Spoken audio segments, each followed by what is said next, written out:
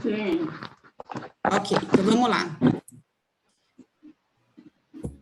Bom, então, vamos ver se vocês conseguem ver minha página. A Ilma conseguiu entrar? Conseguiu. Sim.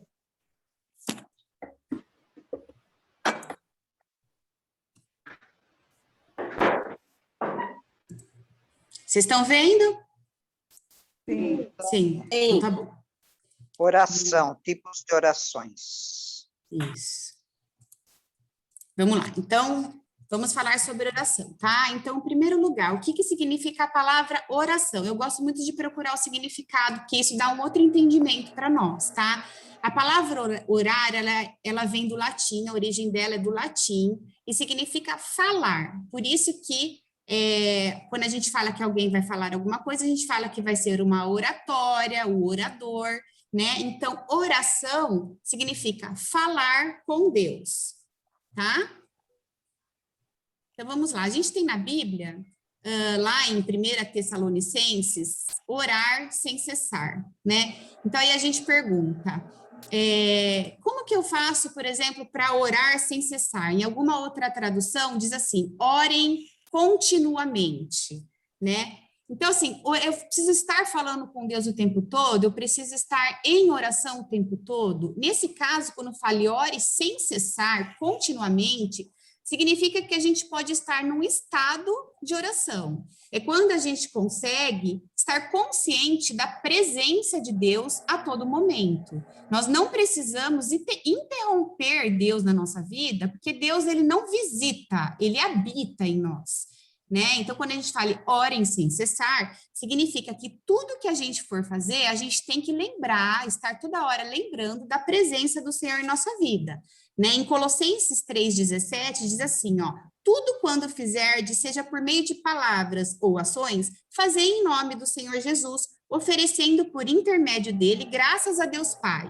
Né? Então, tudo que você for fazer, você faça, né, para Deus, você está em estado de oração, você está em contato com o Senhor, tá? Também a gente tem lá em Colossenses 1,16 que diz assim, ó, porque nele foram criadas todas as coisas, tudo foi criado para ele e, né, por ele, ou seja, tudo que a gente for fazer, a gente está em um estado de oração, porque a gente não sai da presença de Deus, tá? Em João 1, no versículo 3, diz assim, todas as coisas foram feitas por ele e sem ele nada do que foi feito se fez, né? Ou seja, não precisamos sair da presença do Senhor, por isso que fale, orem sem cessar, ou seja, esteja em comunhão com Deus o tempo todo. 1 Coríntios 10:31 diz assim quer vocês comam, bebam ou façam qualquer coisa, façam tudo para a glória de Deus, né? Então, não existe aquilo de entrei na presença do Senhor, saí da presença do Senhor, fui para a igreja para entrar na presença do Senhor. Claro que em alguns momentos a gente consegue se conectar mais com Deus, no sentido de parei para prestar atenção nisso, né? Mas nós não podemos ignorar a presença do Senhor, porque isso faz com que a gente deixe de dar honra a Ele. Né? Eu não posso ir em algum lugar onde eu não posso levar Deus comigo, porque Ele está comigo em todos os lugares, né? Aqui, ó, nesse versículo de Efésios 6:18, diz assim, ó, orem no Espírito em todas as ocasiões, com toda oração e súplica, tendo isso em mente, né? Então, a gente tem que estar se lembrando, ó, estejam atentos, a gente tem que se atentar, né, no nosso intelecto, que nós estamos na presença de Deus o tempo todo. É por isso que não há nada que você possa fazer que você vai se esconder daquilo que Deus está vendo. Ele é onipresente, ele está em todos os lugares, em todo o tempo. Tá? Então, orar sem cessar é não sair da presença do Senhor. Ele não sai da nossa presença, mas muitas vezes nós esquecemos que ele está na nossa presença. É como se tivesse uma visita na tua casa e você passasse por ela sem dar atenção, você está ignorando a presença dela. Né? Então, é legal a gente se lembrar disso o tempo todo e conversar com Deus, nas pequenas coisas. Senhor, que roupa eu vou? Espírito Santo, mostra para mim aqui no mercado o que eu estou precisando, meu corpo precisa. É ter essa comunhão, essa intimidade, né? A oração não é palavras bonitas, né? Com grandes, né, frases, é aquele íntimo do dia a dia, né? uma coisa que é importante a gente saber é o seguinte, né? Orar não é uma coisa natural do ser humano, tá? Por isso que é considerado uma disciplina espiritual. Disciplina, o que significa a palavra disciplina? Tá? Significa... Peraí, gente, a Andréia está tentando entrar. Como é que eu faço para aceitar ela aqui?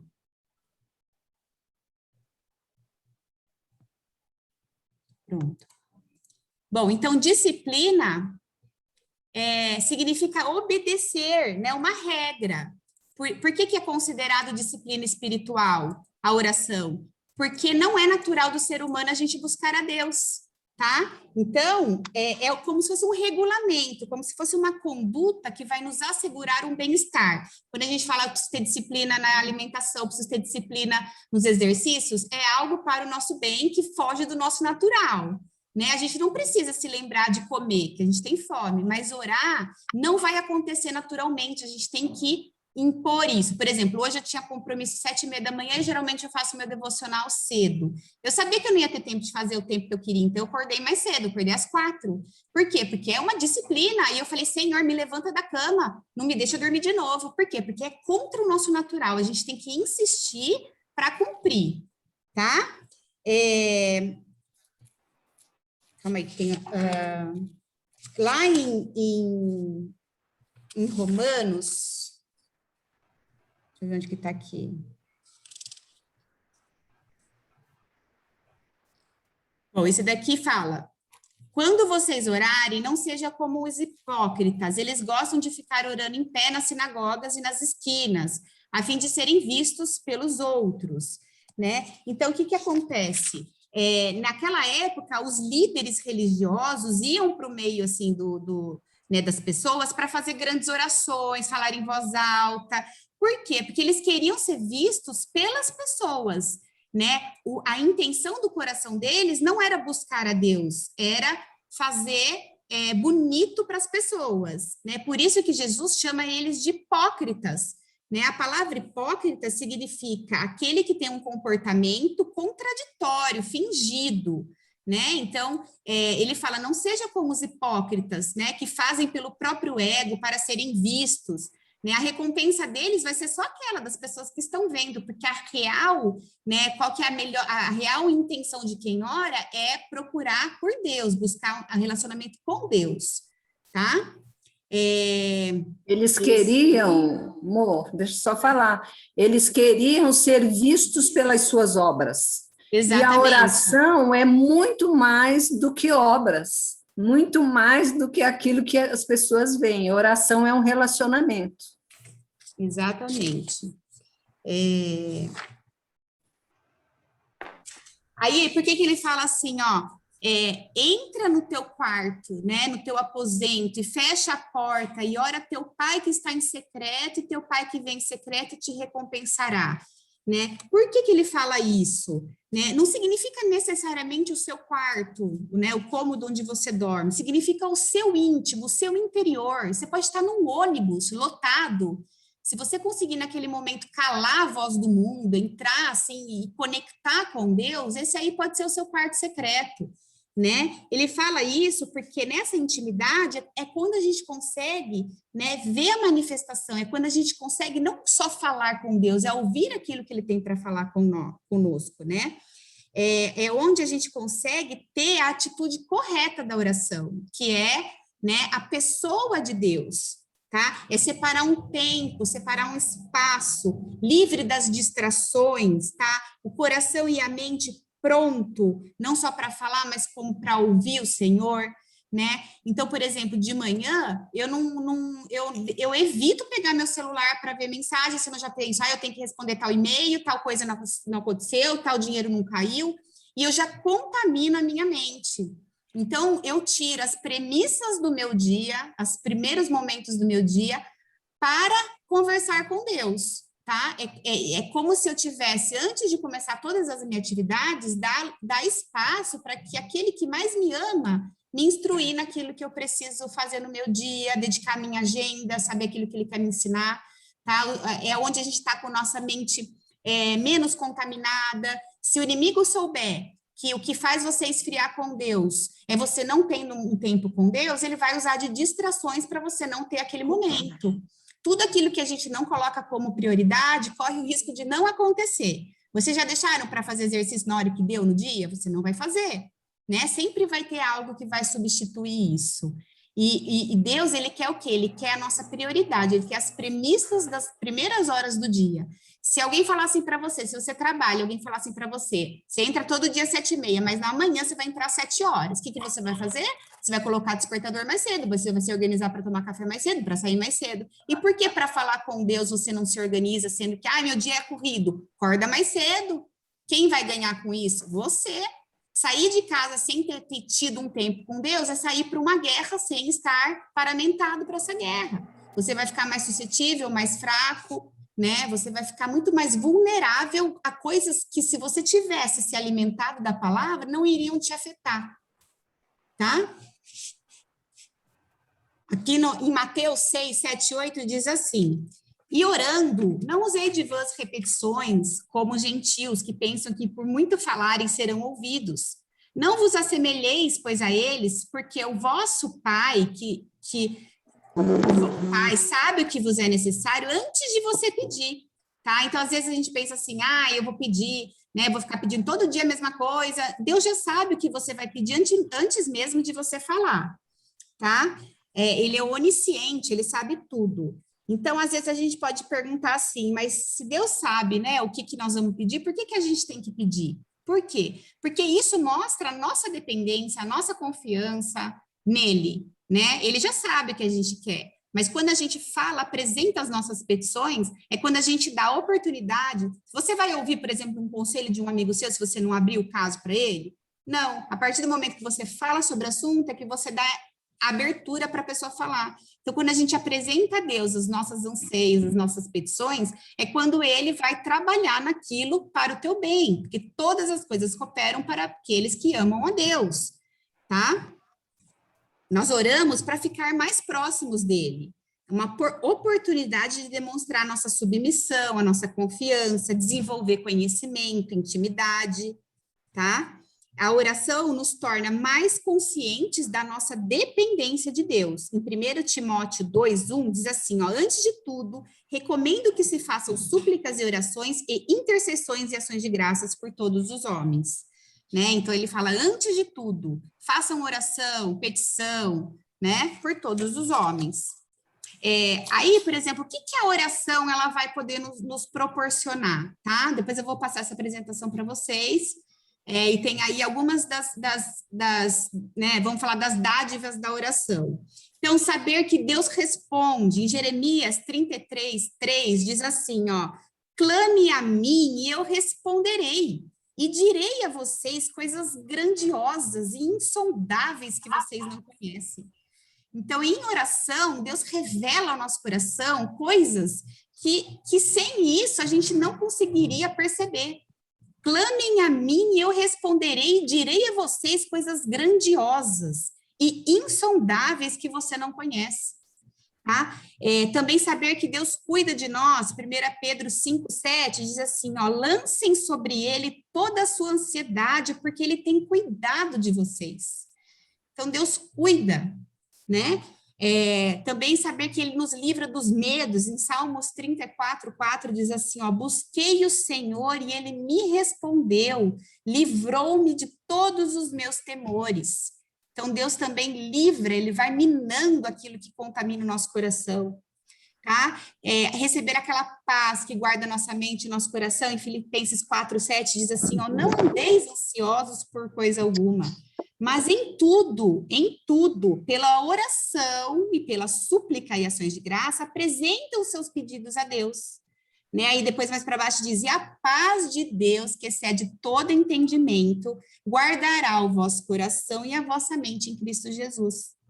Né? Nesses dias que nós estamos vivendo com tantas notícias horrorosas, guardar a nossa mente é algo que só Deus poderia fazer. Né? Toda vez que a gente tem um pensamento ruim, a gente libera adrenalina, a gente libera hormônios que vão fazer o nosso corpo ficar com medo. Por isso que fala, né? Mantenha os seus pensamentos em tudo aquilo que é puro, digno de louvor. Deus não quer que a gente fique colocando nossos pensamentos só em tragédia, a gente tem que confiar nele, tá?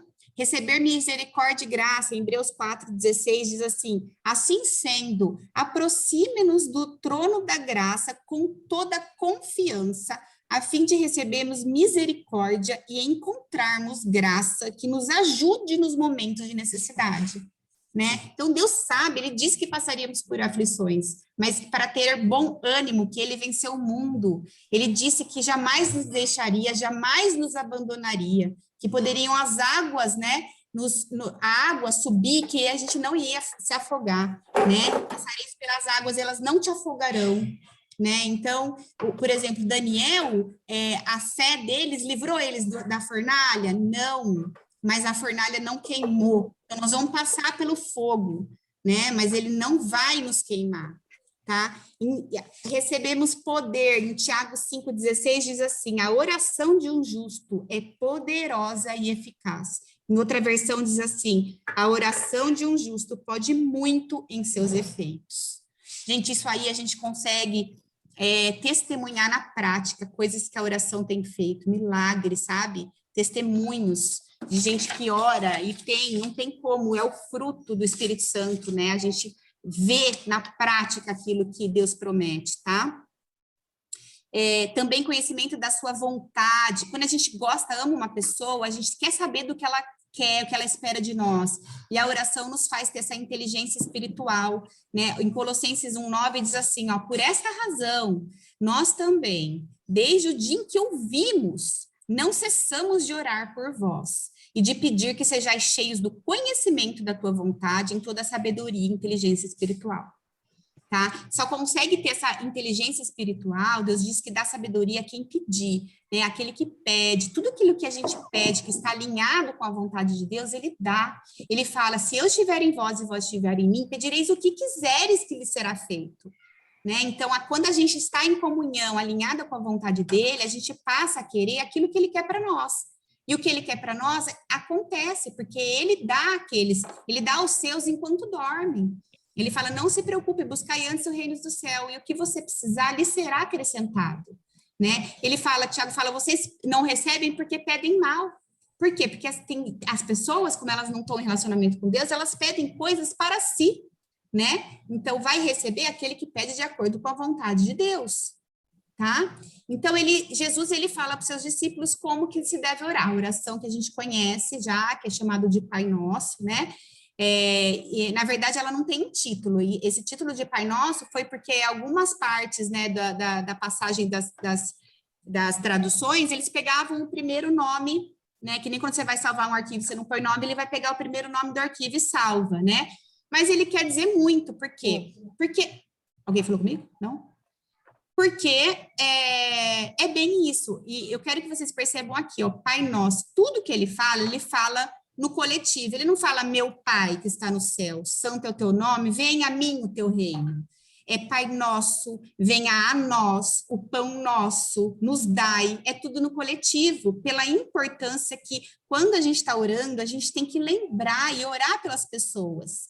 A Bíblia fala muito a palavra uns aos outros, né? Amai primeiro a Deus e ao seu próximo. Então, para Deus, é tão importante a gente pedir pela nossa pessoa como para o próximo. Manifestar amor ao próximo é manifestar amor a Deus, é querer dizer, eu me importo com a tua vontade, eu me importo com o próximo, tá? Então, ele fala, Pai nosso que estás no céu, santificado seja o teu nome. O primeiro posicionamento nosso na oração deveria ser uma oração de adoração, não começar assim, ai Deus, olha que eu estou passando, já colocar todas as lamúrias, todos os pedidos. Primeira coisa a gente tem que saber quem ele é, puxar o currículo de Deus, dar adoração. O que é uma oração de adoração? É reconhecer quem Deus é, em seus atributos, não naquilo que ele nos dá, mas quem ele é, né? Quando ele fala santo é o teu nome, é o quê? A gente reconhecendo, né, a santidade de Deus. A gente sabe para quem a gente está se apresentando, né? Eu coloquei aqui para vocês, depois nesse arquivo, os atributos de Deus, para que vocês possam, na oração, antes de começar a pedir, a falar, apresentar, o Senhor é onipotente, que tudo pode, onisciente, que tudo sabe, onipresente, que está em todos os lugares. Conforme você vai falando dos atributos de Deus, você vai sabendo com quem você está falando, né? É aquela coisa, não fale a Deus o seu problema, fale para o seu problema o tamanho do seu Deus. Então, é importante a gente, quando estiver falando, saber para quem que a gente está se dirigindo. Então, vou deixar aqui tanto os atributos, né, naturais de Deus, que são exclusivos de Deus, tá? Como os atributos morais, tá? Que ele é bondoso, que ele é amoroso, misericordioso. Isso nos ajuda na hora da oração a poder prestar a ele, né, a adoração que ele merece, tá? Na sequência, ele fala assim, e uma coisa eu queria falar disso. Em Daniel, né, 11:32, diz assim, ó, o povo que conhece o seu Deus se tornará forte e fará proezas, porque a gente tem que saber quem é o nosso Deus. Outra versão diz assim, o povo que conhece o seu Deus se tornará forte e ativo. Então, se a gente não souber quem é o nosso Deus, a gente deixa de estar nessa alinhar com ele, né, quem ele é, o que ele pode, o que ele faz. A partir do momento que você sabe do empoderamento que tem o Senhor, você começa a perceber que nada do que você apresente para ele pode não ser solucionável por ele, não tem nada que fuja, né, do que ele pode fazer por nós, tá? Aí o segundo fala sobre venha o teu reino, né? Quando a gente fala venha o teu reino, a gente está dizendo venha o teu governo, tá? Então, o governo de Deus, né, falar venha o teu reino, é você aceitar que ele vai governar a sua vida. Quando você ora assim, venha o teu reino, seja feita a tua vontade, você tem ideia de que você está dando a ele o governo da sua vida? Quando você fala venha o teu reino, você está concedendo a ele o governo da sua vida. E governar é o quê? Dar a direção, dirigir, administrar. A partir do momento que você o convida a administrar a sua vida, você não pode você mesmo querer resolver coisas que só Deus pode resolver por você. Você está dando a ele toda a liberdade e autoridade de governar a sua vida, tá? Bom, aí depois a gente apresenta a nossa petição. Então, já falamos de tudo que ele é, né? Já colocamos ele como governador da nossa vida, agora a gente pode fazer uma oração de petição, porque fala, dai-nos hoje o pão nosso de cada dia. Nisso, o que a gente está pedindo para ele? Tanto o alimento físico, né, como o alimento espiritual, porque quando fala pão na Bíblia, né, fala, nem só de pão viverá o homem, mas de toda palavra que provém da boca de Deus. Então, quando a gente fala, dai-nos o pão nosso, a gente tem que pensar o quê? Que eu preciso do meu sustento, mas eu preciso do meu sustento espiritual também, tá? Então, me dá a palavra de cada dia, me dá o ensinamento de cada dia, é nisso que a gente tem que focar, tá? Em Mateus 6:25, diz assim, ó, para vocês verem que a gente pode pedir, mas não pode se preocupar. Não andeis ansiosos pelo que é a vez de comer, e nem beber, o que é a vez de vestir. Não é a vida muito mais que o alimento? Né? Aí no final, lá no 32, ele diz assim, o Pai sabe o que você precisa.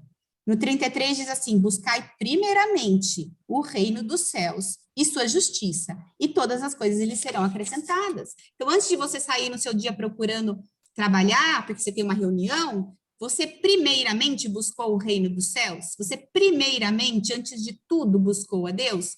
Que ele falou, pode buscar em primeiro, porque o demais eu vou te dar, se você buscar primeiro, tá?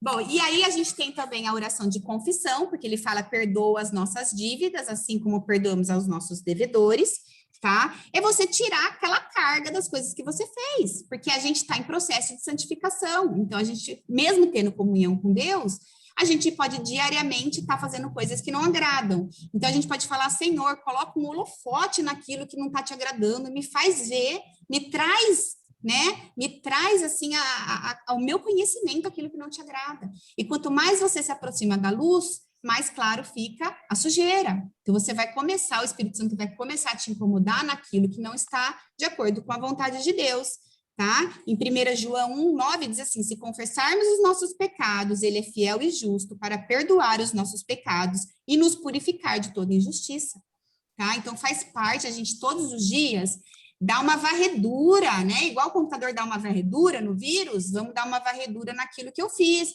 Ontem eu perdi minha cabeça, Senhor, me ajuda a ter domínio próprio. Ontem eu fiz não sei o quê, me ajuda com isso, né? A gente tem que apresentar a ele as nossas limitações, as nossas dificuldades, porque ele fala, né?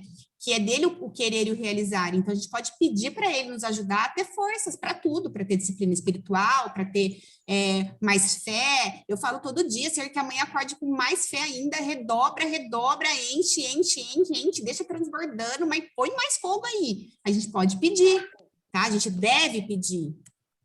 E a gente tem, por último, a oração de proteção e livramento. Ele fala, não nos deixeis cair em tentação, mas livra-nos do mal, porque teu o reino, o poder e a glória para sempre, tá? Nessa parte, a gente pede proteção e livramento, porque lá em Salmos 33, 20, diz assim, nossa esperança está no Senhor, Ele é nosso auxílio e nossa proteção. Tá? Então, assim, a gente vive num mundo caído, o inimigo está louquinho, só esperando a próxima oportunidade. A Bíblia fala que ele fica esperando a próxima oportunidade, mas resistir ao diabo, ele fugirá de vós. Então, a gente pode pedir proteção. Senhor, me protege, né? Em 1 João 5,18 diz assim, sabemos que todo aquele que é nascido de Deus não está no pecado. Aquele que nasceu de Deus o protege e o maligno não o atinge, né? Então, é que nem a Ana sempre fala para nós, né? Maior é o que está em nós, né, do que o que está no mundo. Tem gente que fala, ai, não sei quem fez macumba, ai, que não sei quem fez nada, não tem essa não, que você e Deus já é a maioria, né, que ela falou pra gente também, que ensinou. Então, se você tem o Senhor, se você alimenta aquilo dentro de você todos os dias, você não tem que ter medo do mal te pegar, você tem que ter medo de você não se fortalecer para ficar vulnerável e pegar. Né? Por isso que a gente fala que quem não se alimenta fica fraco na sua imunidade, você fica mais suscetível a pegar uma doença, não é? E a alimentação espiritual é a mesma coisa. Quando você não se alimenta diariamente, você fica mais suscetível a cair nas armadilhas, né, do inimigo, tá? Beber água, tem que beber água todos os dias. Não existe reservatório no meu corpo. Mesma coisa é a busca da palavra. Não adianta domingo eu passar o dia inteiro, né, tirando esse tempo para Deus, e na segunda-feira eu nem lembrar que ele existe. Não existe reservatório, a gente tem que encher isso todos os dias, tá? Então, aqui tem só um exemplo do que a igreja mandou para nós, que como poderia ser um modelo de oração, né? Primeira adoração, a gente fala quem Deus é, a gente confessa os nossos pecados, a gente intercede pelas pessoas, a gente faz a nossa petição e a gente dá graças a Deus, tá? No final, a gente agradece tudo que Deus tem feito por nós, tá?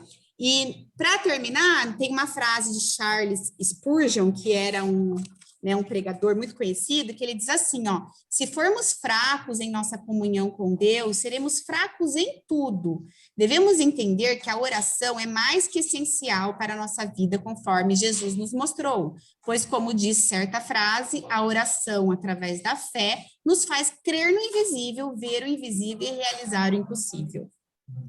Tá? Eu tive que correr, gente, para falar, porque eu fiquei com medo de cair. Eu vou parar a gravação aqui, fiquei com medo de cair e eu não consegui passar, mas eu vou passar para vocês essa apresentação para depois vocês terem esses textos bíblicos, tá bom?